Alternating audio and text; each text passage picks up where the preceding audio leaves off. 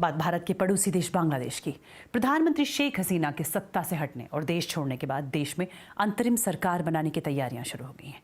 इस बीच बांग्लादेश के नए पुलिस प्रमुख ने कहा है कि वो बीते दिनों हुए सरकार विरोधी प्रदर्शनों के दौरान हुई मौतों की निष्पक्ष जांच करेंगे।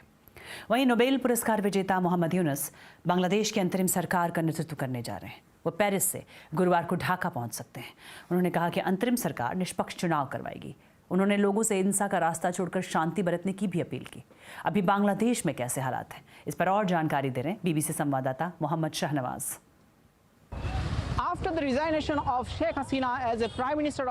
बीते सोमवार को शेख हसीना के इस्तीफे के बाद ढाका शहर में लोगों का गुस्सा एक ज्वालामुखी की तरह फूटता नजर आया।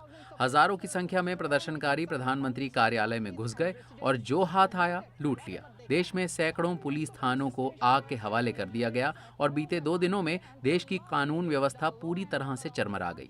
पिछले कुछ घंटों में अटॉर्नी जनरल और केंद्रीय बैंक के डिप्टी गवर्नर ने इस्तीफा दे दिया है और नए पुलिस प्रमुख की नियुक्ति की गई है। आज हालात सामान्य लग रहे हैं, लेकिन सड़कों पर और थाने के अंदर पुलिस नहीं है। अर्धसैनिक बल और छात्र खुद से ट्रैफिक को संभालने की कोशिश कर रहे हैं। अलग अलग राजनीतिक दल सड़क पर मार्च करते हुए शेख हसीना और आवामी लीग के पतन का जश्न मना रहे हैं। शेख हसीना के इस्तीफे के बाद आज देश की सबसे बड़ी पार्टियों में से एक बीएनपी ने पहली राजनीतिक रैली आयोजित की। हजारों की संख्या में कार्यकर्ता पार्टी मुख्यालय के सामने जमा हो गए और कहा कि पिछले 15 सालों में वो बिना डरे सड़कों पर मार्च नहीं कर सकते थे। दूसरी ओर प्रदर्शनकारी छात्र कह रहे हैं कि वो किसी भी राजनीतिक दल को मौके का फायदा उठाने नहीं देंगे।